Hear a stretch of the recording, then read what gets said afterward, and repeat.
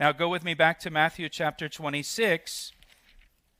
Here in Matthew 26, we have the betrayal and the arrest of Jesus.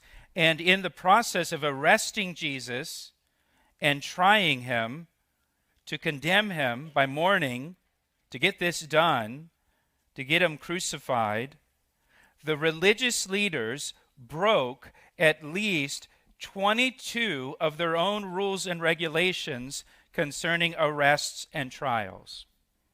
Just as we have legal procedures for arrests and criminal trials that we have to follow, so did the Jews. And the religious leaders ignored the law, ignored the legal requirements to condemn Jesus. Now, I'm not going to go through all 22 rules they broke, but I will give you a few examples that you will see as we work our way through this passage and the next couple passages. For example, no arrest could be made by religious authorities if there was a bribe involved. So you couldn't arrest somebody if there was a bribe involved, and the religious leaders bribed Judas. They gave him 30 pieces of silver, and so this case is illegal. The religious leaders were not allowed to participate in the arrest of someone, because if they participate in the arrest, that shows they're not neutral. They've already made up their mind about the person. Many of the religious leaders were in the multitude that came with Judas to arrest Jesus. The rules said no arrest could be made at night. Arrests had to be during the daytime. Time to wake up.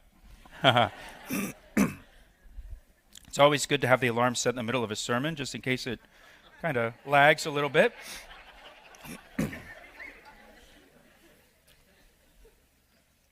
So no arrests could be made at night. Arrests had to be during the day. No trial could be held at night. Trials had to be held during the daytime. Trials had to be public. They could not be held in secret. Trials by the Sanhedrin could only be held in a place called the Hall of Judgment, which was in the temple complex. It was kind of like their courthouse. Trials had to take place in the Hall of Judgment in the temple complex. They couldn't be held in a private residence of the high priest. Trials couldn't be held on the eve of the Sabbath or a feast day. This is taking place during the night of the Passover. In the case of capital punishment, the trial and verdict could not occur at the same time. The law said there had to be at least 24 hours between the trial and the giving of the verdict.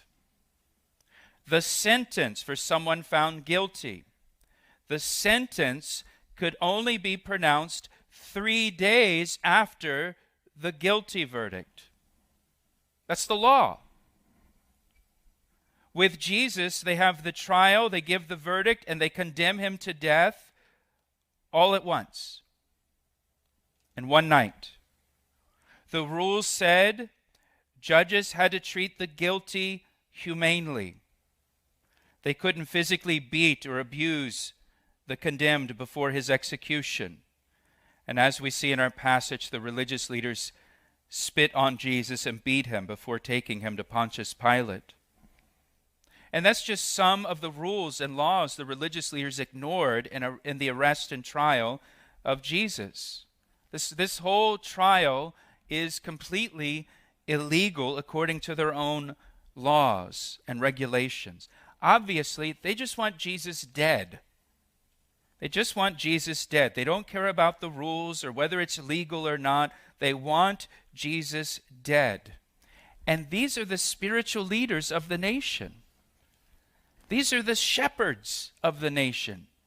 These men sit in Moses' seat, and they're corrupt. Can you imagine having leaders of your nation that are just corrupt and have disregard for the law? There's nothing new under the sun.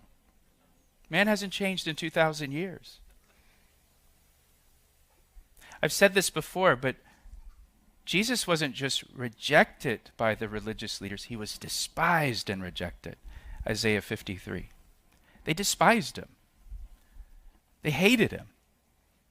It's not just that, hey, we don't think you're our Messiah, or we don't want to believe that you're our Messiah. They despised him. They hated him. They want to destroy him because he threatens their lifestyle. He's upsetting the system that they're benefiting from.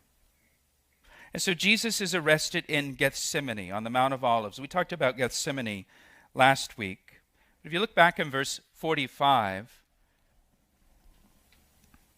Jesus says in the middle of the verse, "Behold, the hour is at hand, and the Son of Man is being betrayed into the hands of sinners. Rise, let us be going. See, my betrayer is at hand." And while he was still speaking, behold, Judas, one of the 12, once again we're reminded, he was one of the 12, with a great multitude with swords and clubs came from the chief priests and elders of the people. Jesus was betrayed by Judas, one of the 12.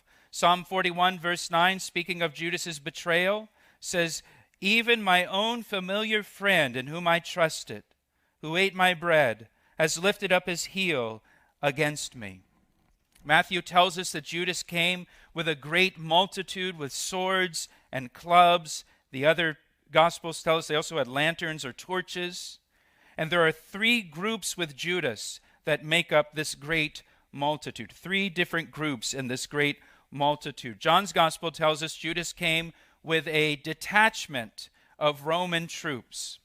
A detachment of Roman troops. And the word John uses there that's translated detachment refers to 600 troops. So he's got 600 Roman troops with him.